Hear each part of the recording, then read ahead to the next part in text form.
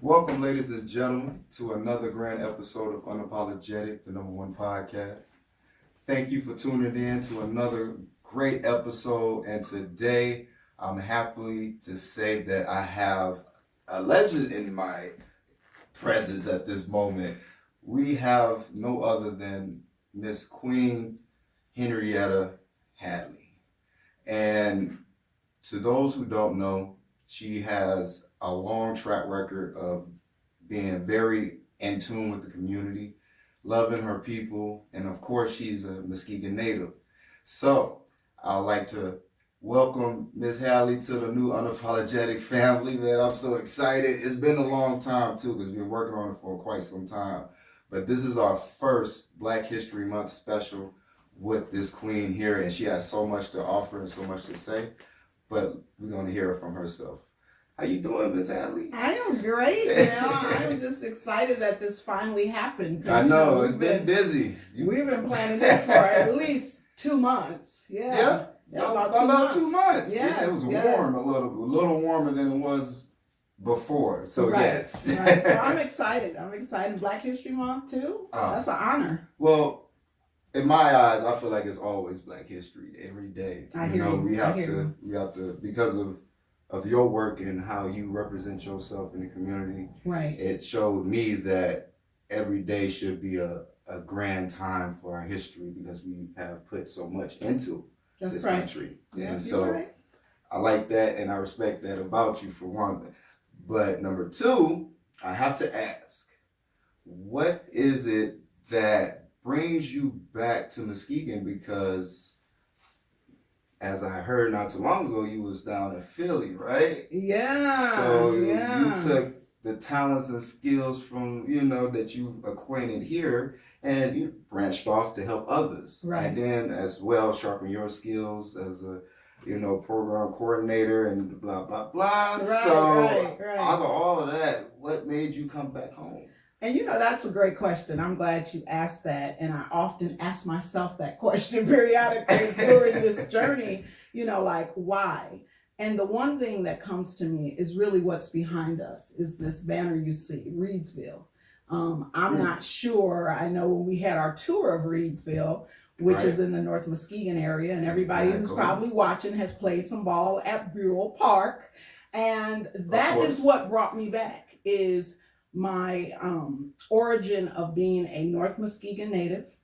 Graduated from Reeves Puffer, but growing up in North Muskegon, which we know it as, our family that is knows it as Reedsville. So this banner that's behind us is really why I came back, because I realized that my family had made such a footprint in North Muskegon. And as I was in Philadelphia, and for many of us that have moved away, when you can always come home and that your foundation was a really strong one, then that's what's up. You come back to your foundation. Right. And so for me, I thought, I'm in Philly. My daughter had gone away to Atlanta for college. And I was kind of feeling like they say, an empty nester. Like I had nothing to do but serve all of these strangers who had become my extended family.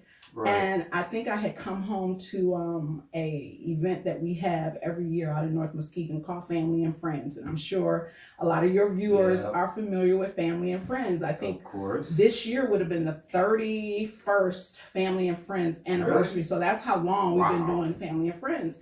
And I think I was back at one of the Family and Friends, and I was speaking to one of my mentors from, my childhood. If she's watching, Pastor Ann Oakes. And she and we were talking, and she was like, so what you doing in Philly, and how's Philly going?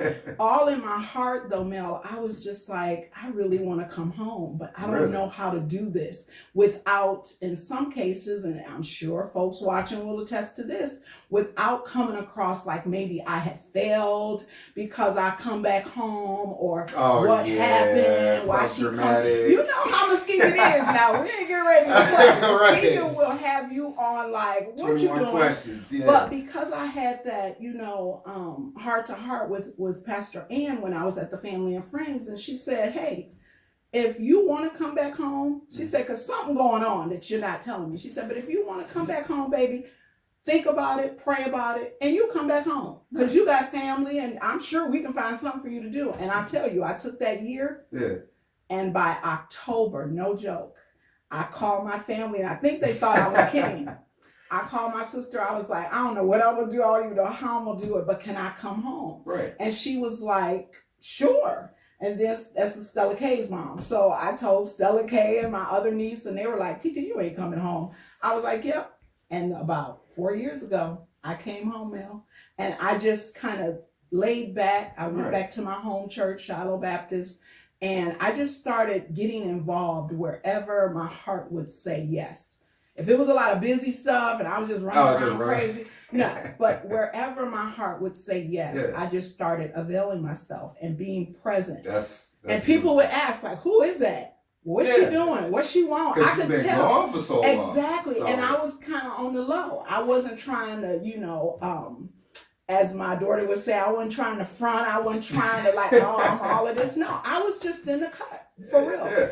And ever since I've come home, no joke, I find a place. I find my place. That's cool. Since I've been home, as you know, I've just been finding my place. And it's been almost 5 years. And I'm loving it. Whew. I'm loving it. I wish going back home would be like that for me. But you're right. A lot of people don't have that story. No. And that's why I have to give Muskegon their credit. When you build a firm foundation and you really pour into your kids. Oh, yes. And you really mentor and groom kids like we need to do more of, then when we grow up, I ain't trying to preach, but they will not depart, and I just didn't depart. And that's beautiful. Sorry to cut you off.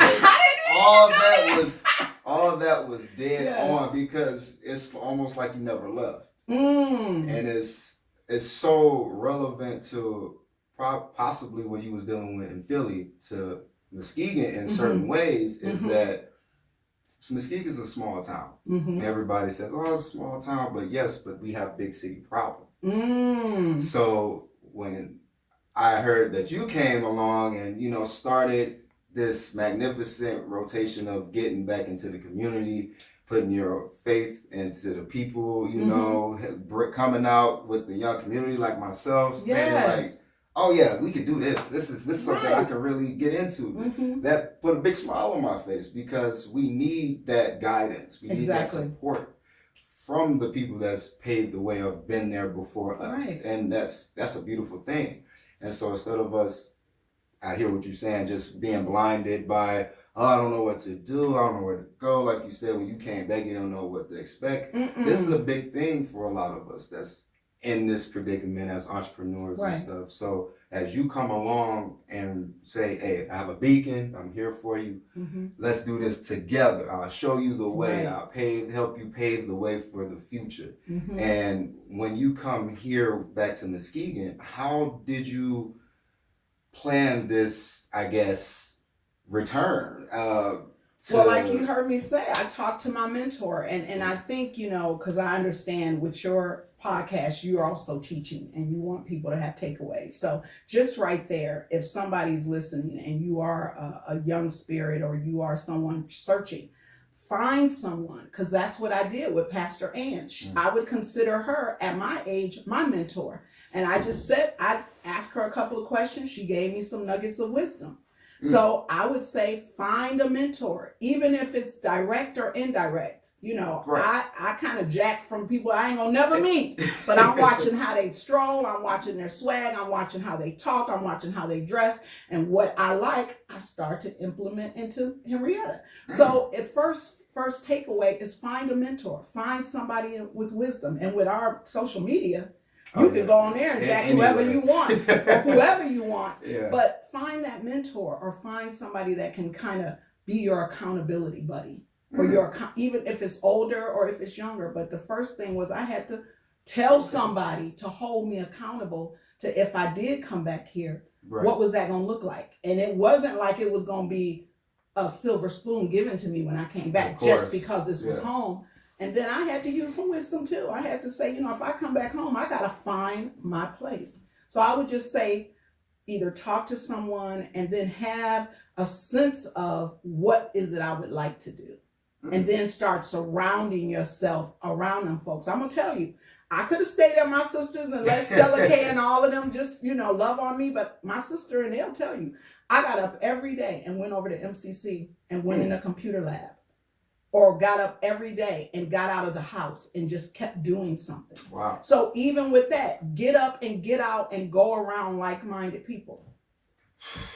Okay, so and I started hanging out with Stella K because that was shout the out year. Stella K. Yeah, I know I keep talking about Stella K because I'm trying to get her to start a class because we really need to exercise again. But at any rate, I started pouring into her stuff. Right. So you were at one of her events. A lot of her it. friends watching who I know follow you. They know TT would be right there. That's what Yep. TT would be right there. I'd be selling the, little shirts. I never really did the dance, but I would be there as a sense of just modeling, role modeling. Maybe somebody might say, "Well, who is that woman?" Oh, that's her TT.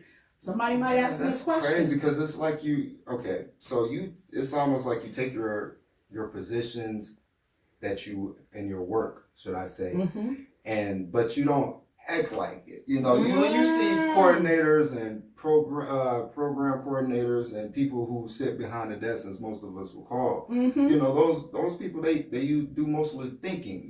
They're calculating, they're instructing.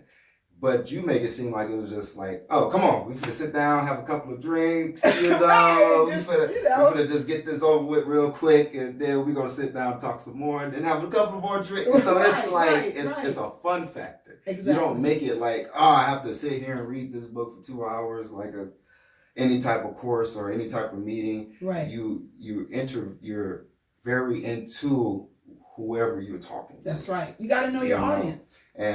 But I see in my profession, and since I've been doing this, right, it's very hard for others to adapt to the environment as it changes in conversation. It's almost like a song.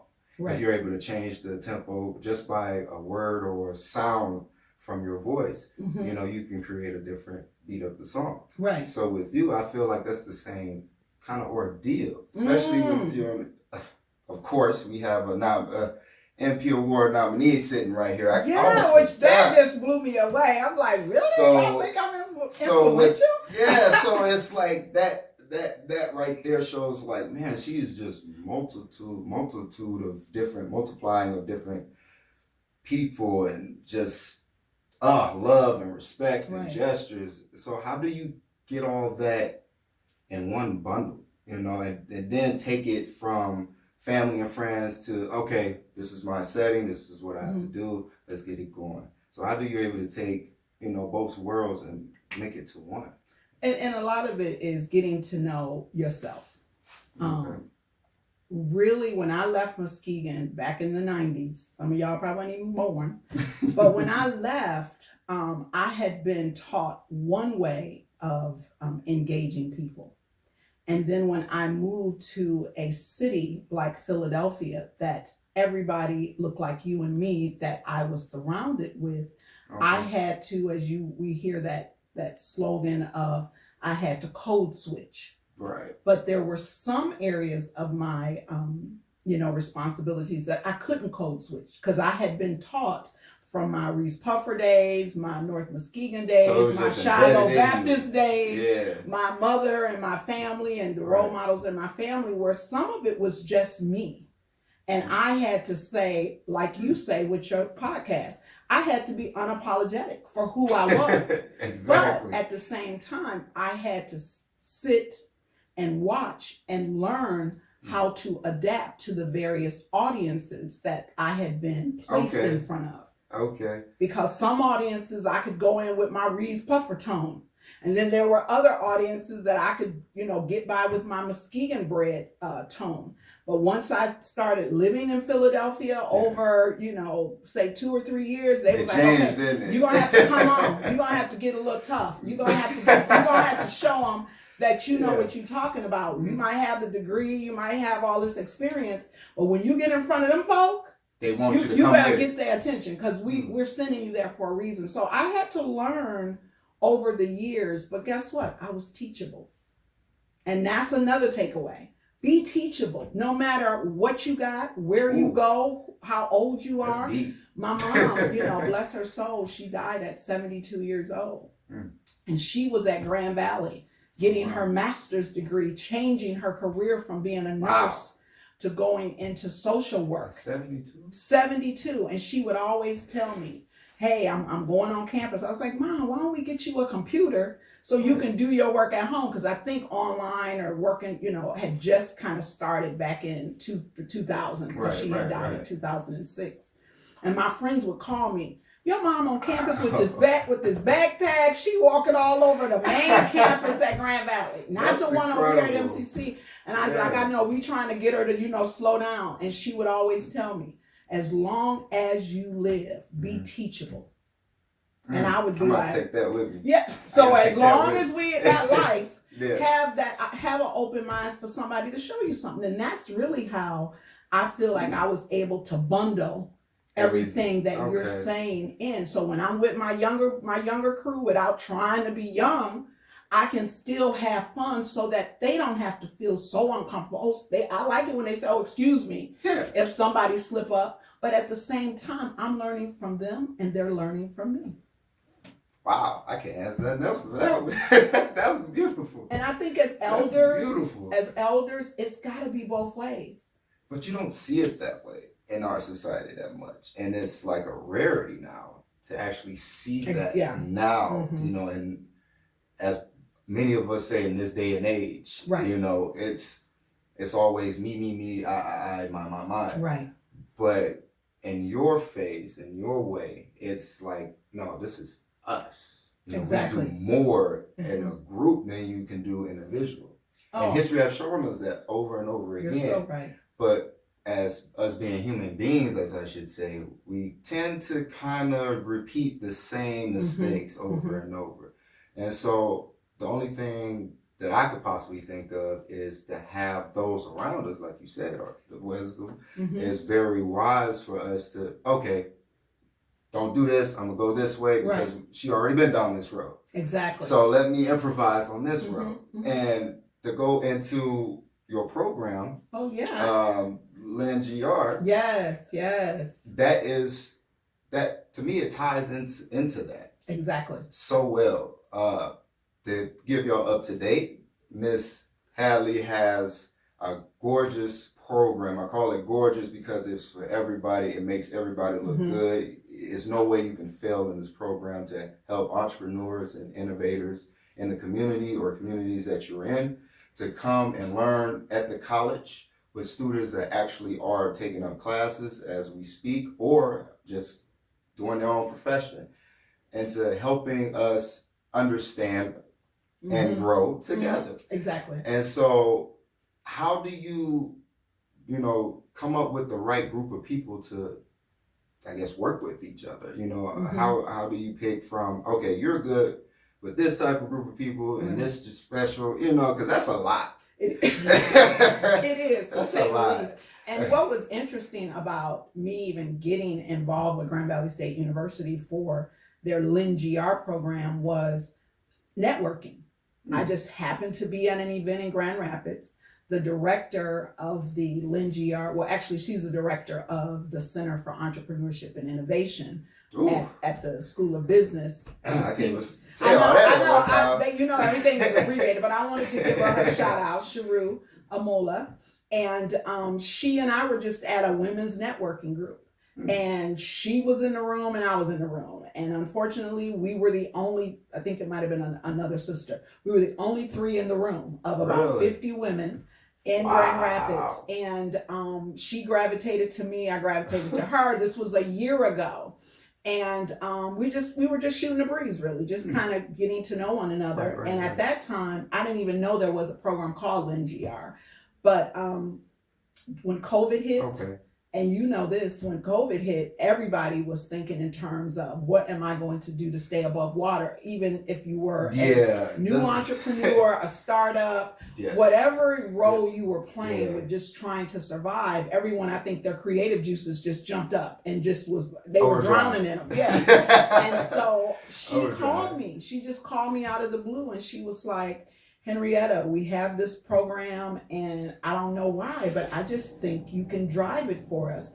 But this is how it works. It's for startups, entrepreneurs, no major experience other than having 25 employees or less and needing help.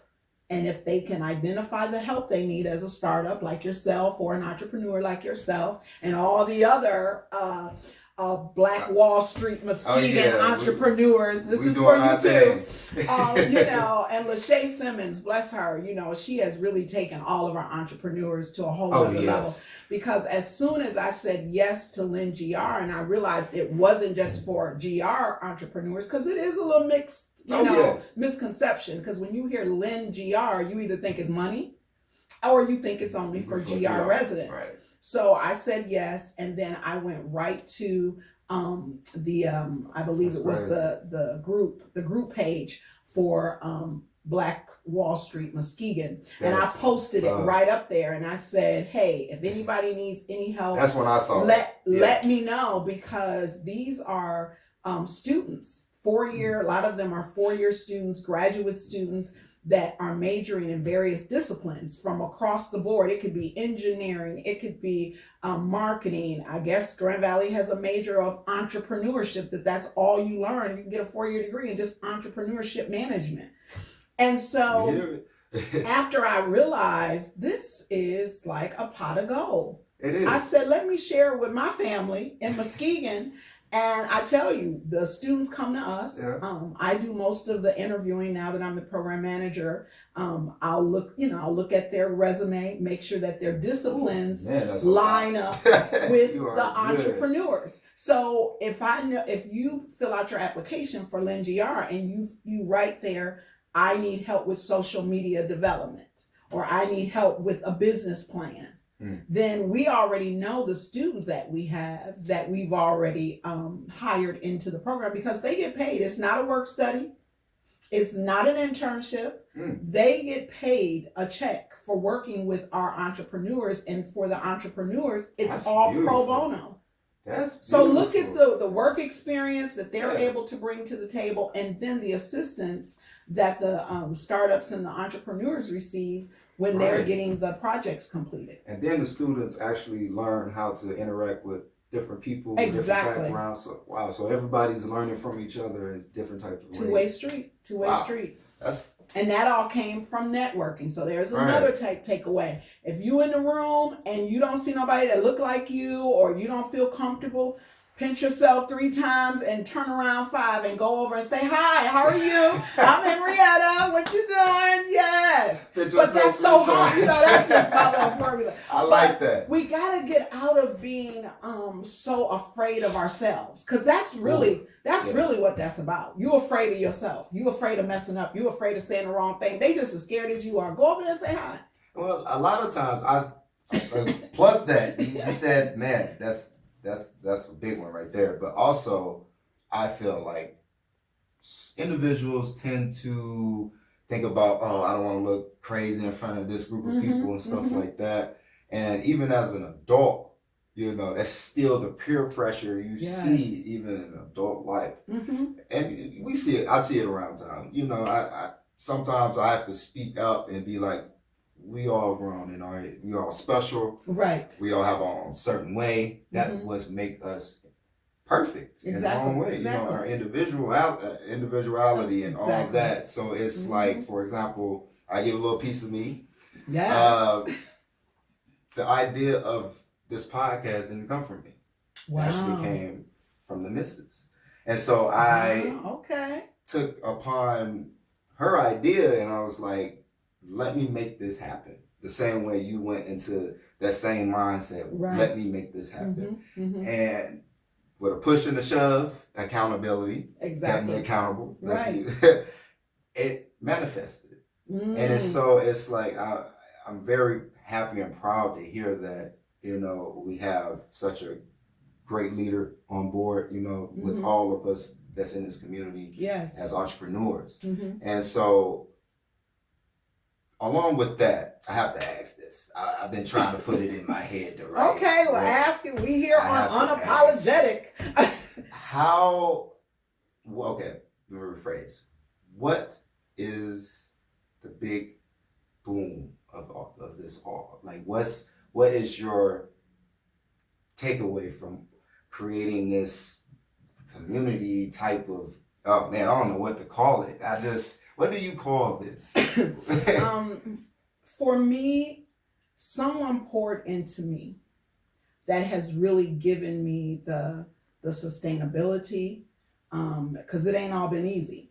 Right. That's the other side that you don't see. I like that saying, I don't look like what I've been through. But for me, my life was spared so that I can share. I say this usually before I start any of my presentations, that my life was spared so that I can share. So because I know how my life was spared, the driving force for me is that wasn't a for granted action. Okay. I didn't have to be spared, if you know what I mean. So that's because true. I was spared to have life, it's almost like I'm indebted. I got a contract over my head that I better share everything that has been given to me, because I can't take it with me. No. And I could have been taken out a long time ago. I never would have even made it back to Muskegon if I be real transparent.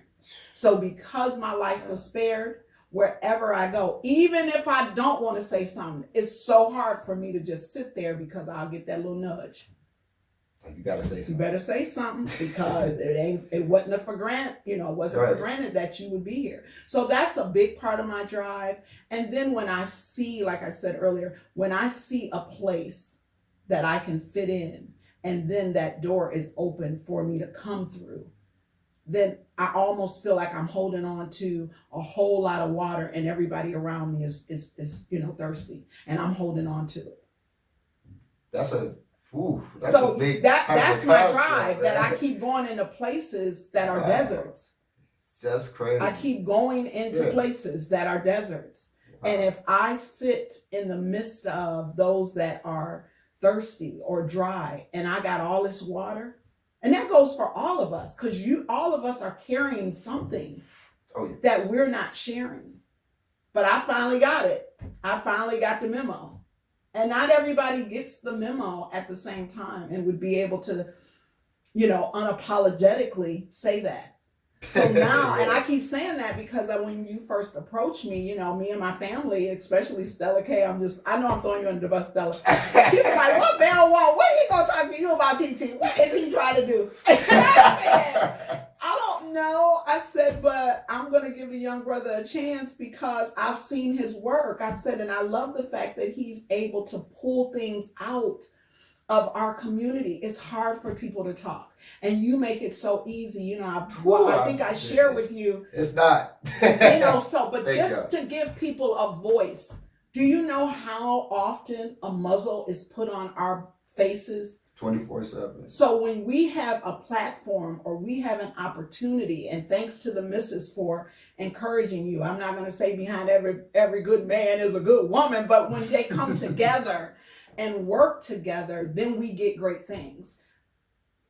And you have just been a blessing to our voice. Thank you. Yeah. So that's the first time I've heard that. So I'm just saying, don't give up on that, because here was again an opportunity for me to come in front of your audience that may not necessarily be my age group, but there might be somebody on there that says, that's Auntie. That's our auntie. We got auntie all over this, world. Yeah. But maybe I could be the auntie of Muskegon, because I'm Stella's and I'm TT, but I'll be anybody else's TT when it comes to wisdom. That's why I'm wearing my sister today, Miss Michelle Obama. I had to bring her to the interview because in her book, Becoming, she talks about how she's always going to be, becoming of who she really is, her authentic self.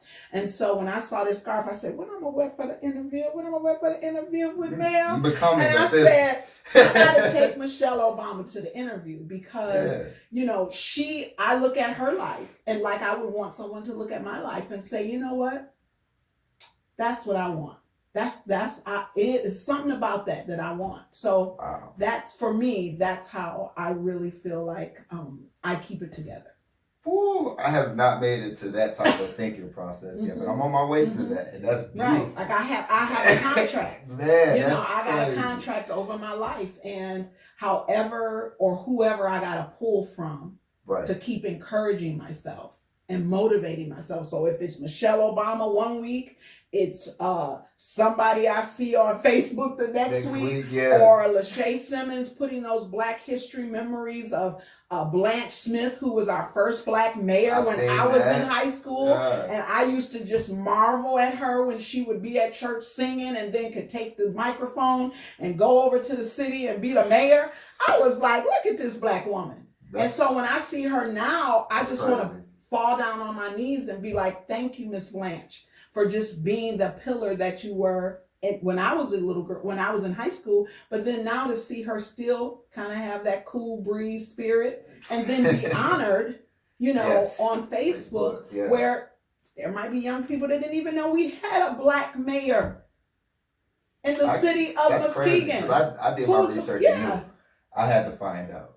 She did incredible things in the city of Muskegon in her and time. then Auntie Willis-Steen, you know, she's our, but our commissioner. She's been the commissioner forever for Muskegon Heights, but she's all of our, Auntie Willis-Steen. So we have some pillars that I know for me that keep me smiling. Well, thank you so much. Well, thank you, for the time, man, because I understand that you're a very busy woman. Yes. But I had to bring you to the light because I feel like you was in the dark for too long. I'm like, this is a diamond in the rough, so why not let it shine?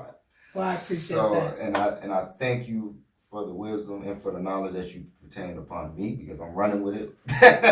Unapologetically. Yes, all day. But my people, I thank y'all for tuning in. This is what it's about. This is not a joke. This is not a gimmick. This is what we are trying to create for us all. This is just not a me thing. This is a us thing. Mm-hmm. So please be unapologetic at everywhere and anywhere you go. And don't forget to hit us up on all listening platforms. Unapologetic #1 podcast. And social media at U1 Podcast. I almost forgot you, Laura. At U1 Podcast, social media, Facebook, Twitter, you name it. And also, I will also put the links to LendGR and, of course, Miss Hadley, if she so do accepts it, because there's so much talent out here, man, and we do need the guidance and the wisdom, and y'all see that the talent is here. So don't be afraid to open your mouth. And like I can't say it enough. Thank you. You have done so much, and I can't wait to work even more along with you. So thank y'all for tuning in. Please be blessed. Stay unapologetic.